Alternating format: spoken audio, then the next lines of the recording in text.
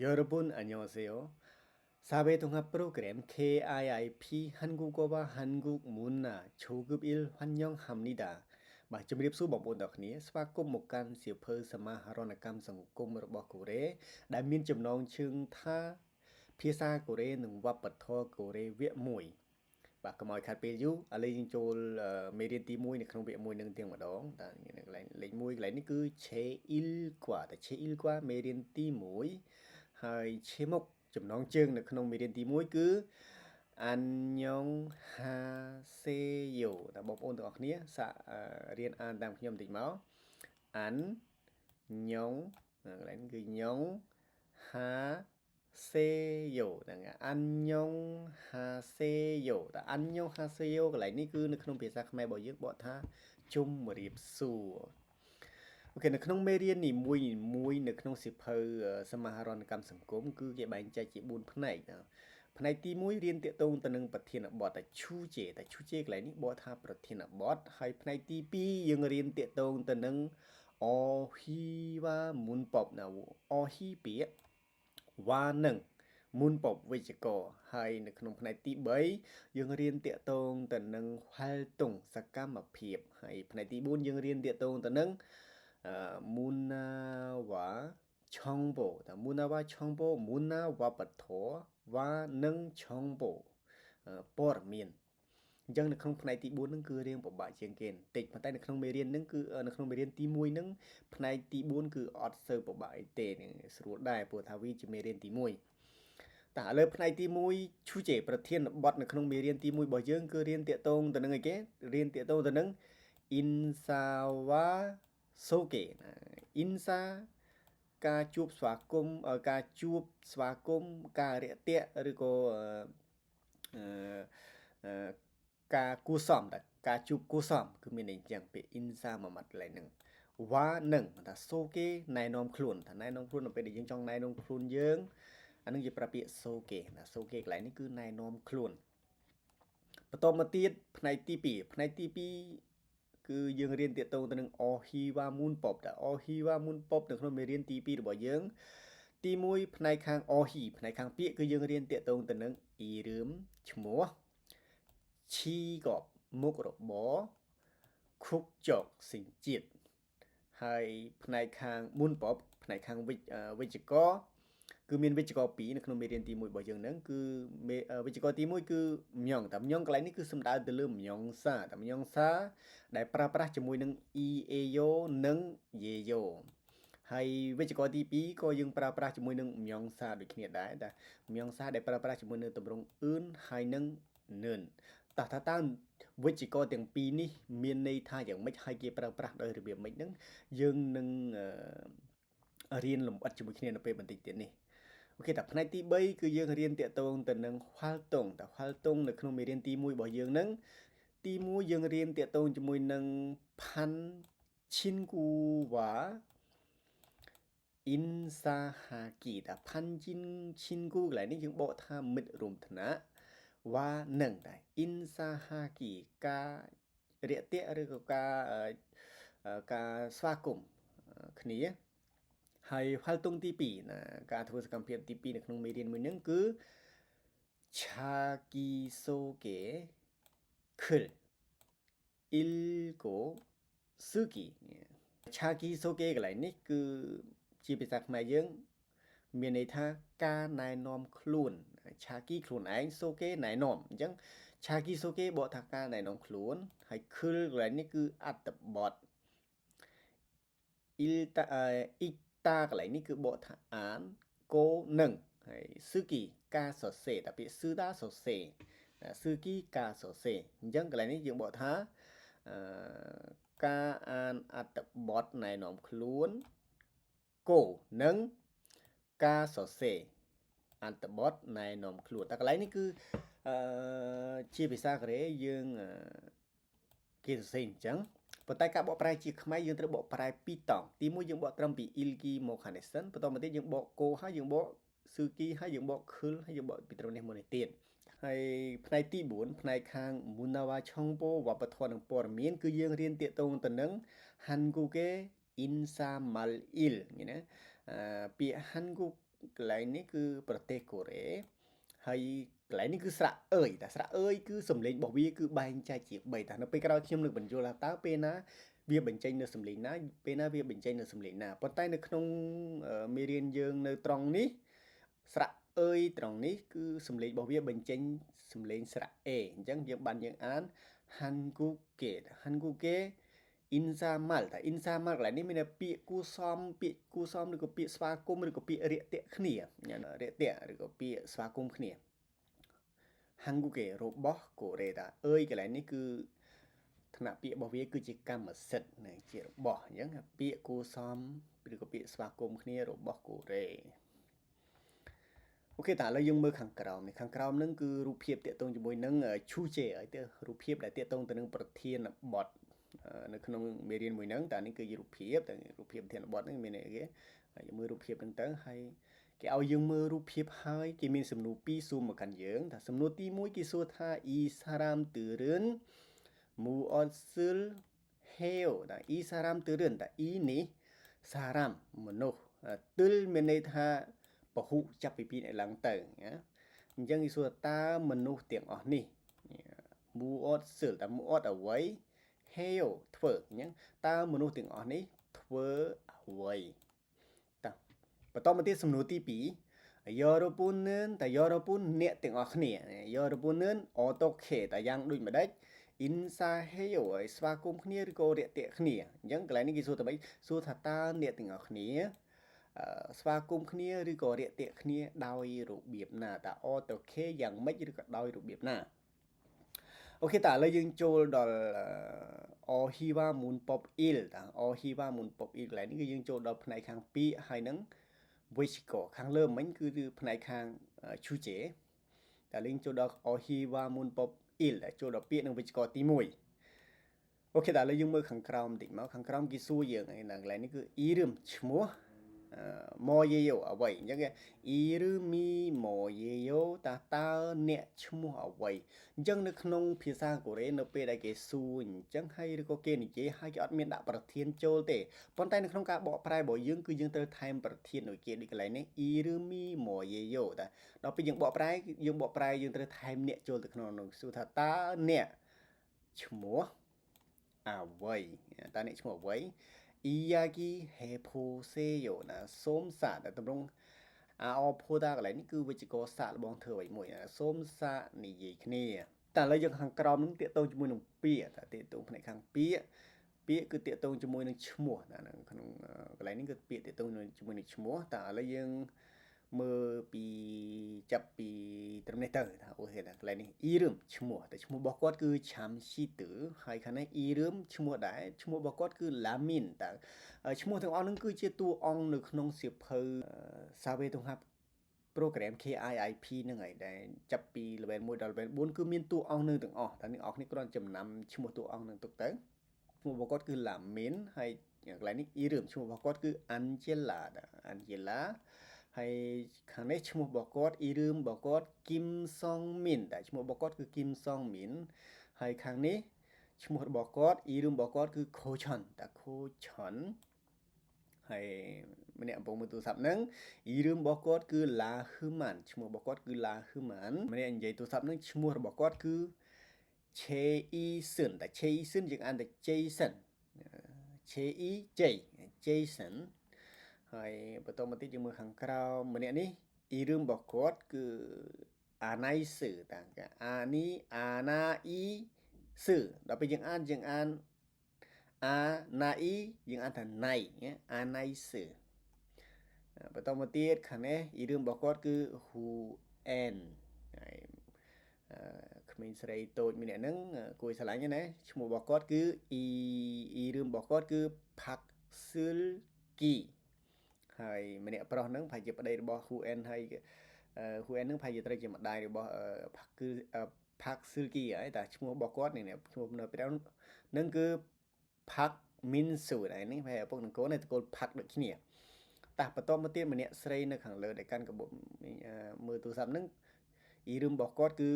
Iring តាហ្នឹងគឺផ្នែកខាងពាក្យតាក់ទងជាមួយនឹងឈ្មោះតួអង្គនៅក្នុងសៀវភៅហ្នឹង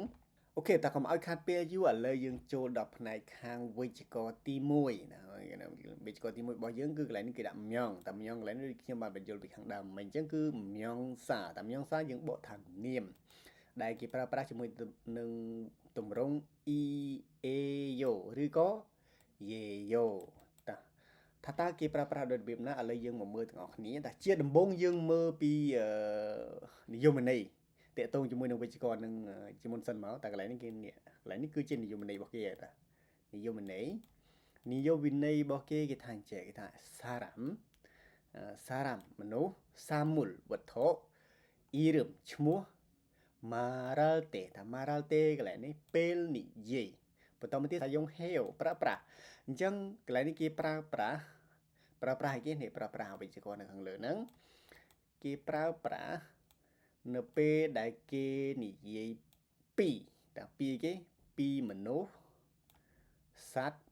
ឬក៏វត្ថុតាអញ្ចឹងអានឹងគឺជានិយមន័យតកតងជាមួយនឹងទម្រង់ EAO និង YEO ហ្នឹងហើយតាកន្លែងនេះគឺជាភាសាខ្មែររបស់យើងទម្រង់ EAO និង YEO កន្លែងនេះបកជាខ្មែរយើងបកថាគឺជាឬក៏ខ្ញុំគឺអូខេតាយល់ហើយណាកន្លែងហ្នឹងការបកប្រែជាភាសាខ្មែរគឺយើងបកអញ្ចឹងណាបកថាគឺជាឬក៏គឺណាបន្តមកទៀតឥឡូវយើងមកមើលពីរបៀបនៃការបំបែកជាមុនសិនមកតើរបៀបនៃការបំបែករបៀបនៃការប្រើប្រាស់វិជ្ជករមួយហ្នឹងអូខេតាឥឡូវយើងមកមើលកន្លែងនេះគឺគេបែងចែកជា2ណានៅខាងក្រោមនេះខាងក្រោមហ្នឹងគេបែងចែកជា2នៅក្នុងការប្រើប្រាស់ទម្រង់មួយហ្នឹងទី1គឺ EAO ហើយទី2គឺ YEO តើគេប្រើប្រាស់ដោយរបៀបម៉េចអញ្ចឹងយើងត្រូវចាំថាការប្រើប្រាស់ EAO គឺគេប្រើប្រាស់ជាមួយនឹងនាមទាំងឡាយណាដែលមានផាត់ឈីមមានន័យថានាមទាំងឡាយណាដែលមានជើងនៅពីក្រោមមានជើងពីក្រោមកន្លែងណានេះកន្លែងនេះខ្ញុំទៅសេឲ្យខ្ញុំគួរឲ្យមើលបន្តិច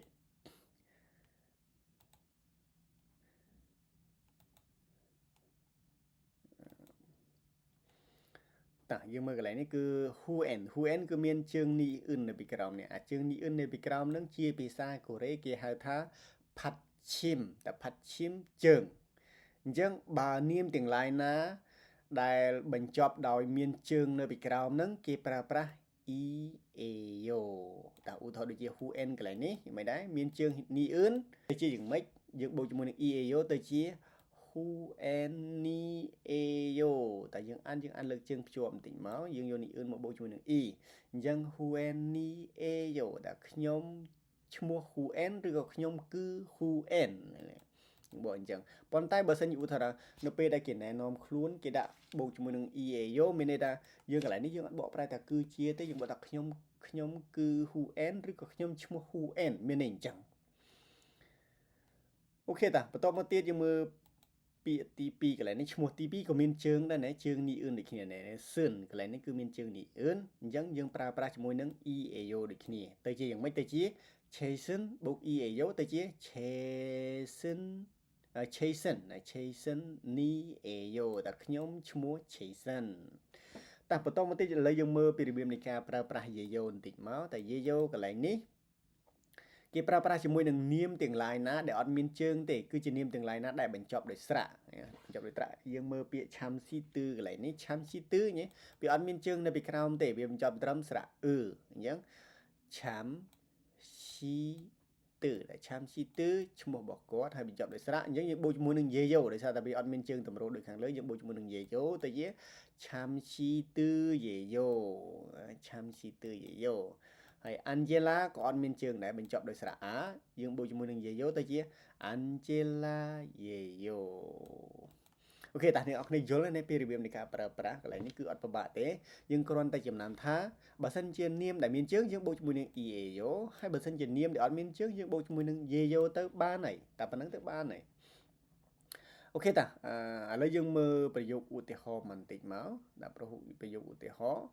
កន្លែងនេះដូចកន្លែងគឺគេសន្ទនាគ្នាណាស្រីពីរនាក់ហ្នឹងគាត់មនុស្សស្រីពីរនាក់ហ្នឹងគាត់សន្ទនាគ្នាតែកន្លែងនេះ Huenie យោតែខ្ញុំ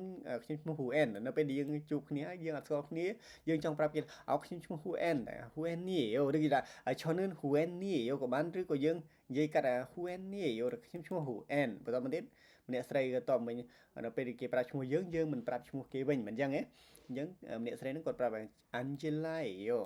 Angela យោឬក៏ឲ្យឈរ Angela យោតែឈរនឹង Angela យោឬក៏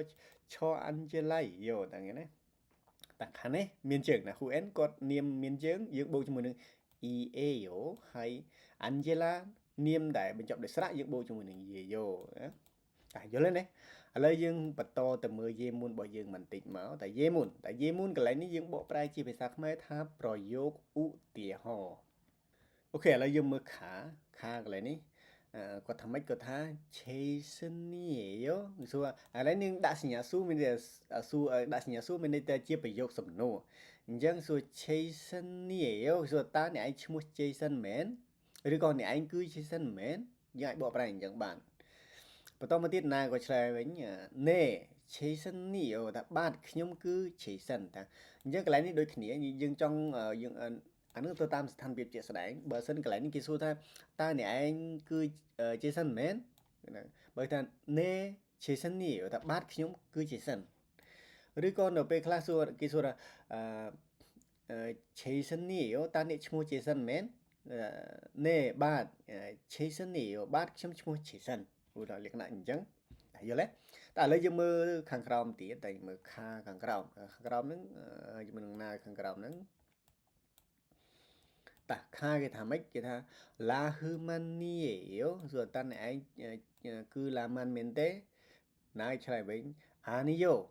ឆាំស៊ីទឿយោអញ្ចឹងបើសិនជាឧទាហរណ៍ពេលដែលគេសួរយើងហើយបើឧទាហរណ៍គេសួរដូចទៅសួរខាងលើអញ្ចឹង Jason នេះបើយើងជា Jason យើងឆ្លើយថាណែបាទតែបើសិនយើងមិនមែនទេយើងឆ្លើយថាអានេះយោតែអានេះយោកន្លែងនេះគឺមិនមែនទេអូខេតែឥឡូវយើងចូលដល់លំហាត់អនុវត្តខាងក្រោមតែខាងក្រោមនេះគឺជាលំហាត់អនុវត្តទាក់ទងជាមួយនឹងវិជ្ជាករទី1ហ្នឹងតែយើងមើលគេថាម៉េចគេថា Irumi moyo ណា Irumi moyo តើអ្នកឈ្មោះអ្វីណា Ilpon កន្លែងនេះគឺ Irumi moyo ណាតើអ្នកឈ្មោះអ្វីហើយខាងក្រោយនេះ Iyaki heposeo តាសូមសាកនិយាយគ្នាតាបន្តមកទៀតគេឲ្យឧទាហរណ៍យើងគេឲ្យ Poki តា Poki កន្លែងឧទាហរណ៍តែកន្លែងនេះគេឲ្យយើងគេឲ្យឧទាហរណ៍ឲ្យ Huen ជាមួយនឹង Kochon តែអញ្ចឹងនៅពេលដែលយើងហាត់អនុវត្តគឺយើងហាត់អនុវត្តដូចទៅនឹង Poki នឹងដូចទៅនឹងឧទាហរណ៍ដែលគេឲ្យនៅខាងលើអញ្ចឹងតែហើយយើងមើលកន្លែងនេះគឺគេថាម៉េចគេថាអញ្ញងអាសេអូតែអញ្ញងអាសេអូកន្លែងនេះគេដាក់សញ្ញាសួរប៉ុន្តែមិនមែនសួរទេណាគាត់លៀងណាគេជំរាបសួរ Huen នេះតែខ្ញុំឈ្មោះ Huen នេះណាបន្តមកទៀតថ្ងៃនេះតាកតងផ្នែកខាង Huen ហើយបន្តមកទៀតខាងនេះតាកតងជាមួយនឹង Kochon ណា Kochon ខាង Kochon អញ្ចឹងកន្លែងនេះគេដាក់អញ្ញងអាសេអូបាទជំរាបសួរ Kochon នេះតែខ្ញុំឈ្មោះ Kochon ឬក៏ខ្ញុំគឺ Kochonអូខេតែយល់ទេណាឥឡូវយើងចូលដល់លំហាត់អនុវត្តយើងខាងក្រោមមកនេះលេខ1លេខ2លេខ3នឹង3 문제 1번 문제 1번 2번 3번 문제 ហ្នឹងលំហាត់ទី1លំហាត់ទី2និងលំហាត់ទី3ចាឥឡូវយើងបំបែកយ៉ាងម៉េចកន្លែងនេះគឺមានឆាំស៊ីទើតែឆាំស៊ីទើជាមួយ Angela អញ្ចឹងយើងបំបែកទៅជាយ៉ាងម៉េចគេថា Annyeong Haseyo តែកន្លែងនេះយើងដូរពី Huen មកឆាំស៊ីទើទៅបានហើយអញ្ចឹងកន្លែងនេះយើងដាក់ដូចគ្នាណា Annyeong Haseyo តែជំរាបសួរឆាំស៊ីទើកន្លែងនេះដោយសារតែ Huen កន្លែងនេះមានជើងបានគេដាក់ EA អញ្ចឹងកន្លែងនេះឆាំស៊ីទើអត់មានជើងមិនអញ្ចឹងយើងដាក់គេយើងដាក់ Yeyo តែតាមរូបមន្តដែលគេបំបែកឲ្យខាងលើហ្នឹងរបៀបនៃការបំបែកនៅខាងលើអញ្ចឹងរបៀបនៃការប្រើប្រាស់នៅខាងលើបើសិនជានាមដែលអត់មានជើងយ៉ាងម៉េចយើងដាក់យើងបូកជាមួយនឹង Yeyo អញ្ចឹងឆាំស៊ីទើអត់មានជើងមិនអញ្ចឹងទេអញ្ចឹងយើងប្រើឲ្យប្រាស់ជាមួយ Yeyo តែជាឆាំស៊ីទើ Yeyo បន្តមកទៀតថា Angela ក៏ជានាមដែលអត់មានជើងដូចគ្នាដែរមិនអញ្ចឹងកន្លែងនេះគឺ Angela មាននៅខាងនេះបាទតែជាមិនតា Annyeonghaseyo តែជំរាបសួរ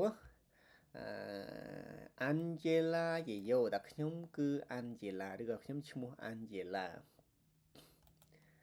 យល់ទេណាកន្លែងហ្នឹងលេខ1តែឥឡូវ Ipon Munche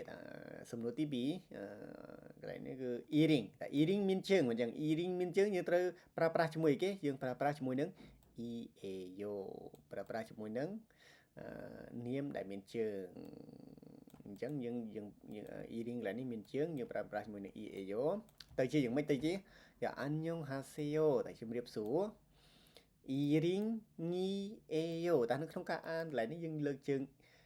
យើងបូកជាមួយនឹងសារៈ e អញ្ចឹងយើងអាន eating ni eo តែខ្ញុំឈ្មោះ eating តែបន្តទៀតកន្លែងនេះគឺ la គឺមិនមានជើងដូចគ្នាយើងបូកជាមួយនឹង eo ដូចគ្នាតែជាយ៉ាងម៉េចទៅជា저는នេះគេសុំទោសហើយដាក់ la គឺមិនមានជើងយើងបូកជាមួយនឹង eo ទៅជាយ៉ាងម៉េចទៅជា 안녕하세요 តែជំរាបសួរ La Herman ni Eyo ដែលខ្ញុំឈ្មោះ La Herman អូខេតើឥឡូវយើងចូលទៅលំហាត់ទី3 Sambon Munche ដែល Jason មានជើងដែរមិនអញ្ចឹងយើងបូកជាមួយនឹង Eyo ទៀតទៅជាយ៉ាងម៉េចទៅជា Jason ni Eyo ថាណា 안녕하세요 Jason ni Eyo ឧទាហរណ៍អញ្ចឹងតែបន្តមកទៀត Lamin ក៏មានជើងដែរតែយ៉ាងម៉េចទៅជា Lamin이에요 តែ안녕하세요 ឡើយយើងដូរ question ទៅជា Lamin ដែលមានជើងដូចគ្នា Lamin이에요 តែឥឡូវយើងមើលចំណុចទី2តែចំណុចទី2គេថាម៉េចគេថា 판친구에게 인사하고 이름을 말해 보세요 គេថាម៉េចគេថាគេឲ្យយើងរាក់ទាក់ទៅកាន់តែ A កន្លែងនេះទៅកាន់មិត្តរួមថ្នាក់គោនឹងហើយសូមសាកនិយាយតែ Mare Poseo កន្លែងនេះគឺសូមសាកនិយាយពីឈ្មោះគេតែឥឡូវយើងមើលខាងក្រោមនេះឡើយណាគេឲ្យយើងសាកនិយាយឧទាហរណ៍យ៉ាងក្រៅ 안녕하세요 អញ្ចឹងទៅឲ្យដូចនៅខាងលើអញ្ចឹង 안녕하세요 후엔니에요 ឬក៏ 안젤라예요 អញ្ចឹងណាហើយបន្តមកទៀតខាងស្រីគេសន្ទនាមកវិញដូចគ្នាដែរតែ 안녕하세요 ឧទាហរណ៍ 이링시예요 អីជាដើមអញ្ចឹងទៅអូខេសម្រាប់វីដេអូទី1នៅក្នុងរៀនទី1ហ្នឹងយើងបញ្ចប់ត្រឹមហ្នឹងហើយសម្រាប់វីដេអូទី2និងវីដេអូទី3យើងបន្តទៅផ្នែកខាងក្រោយទៀតអូខេអរគុណសម្រាប់ការតាមដានទស្សនានៅក្នុងការសិក្សាសៀវភៅសាវេតុងហាប្រូក្រាម KIIP ឈូគូបអ៊ីលនៅក្នុងមេរៀនទី1នៅក្នុងវីដេអូទី1របស់ខ្ញុំបាទអរគុណជម្រាបលា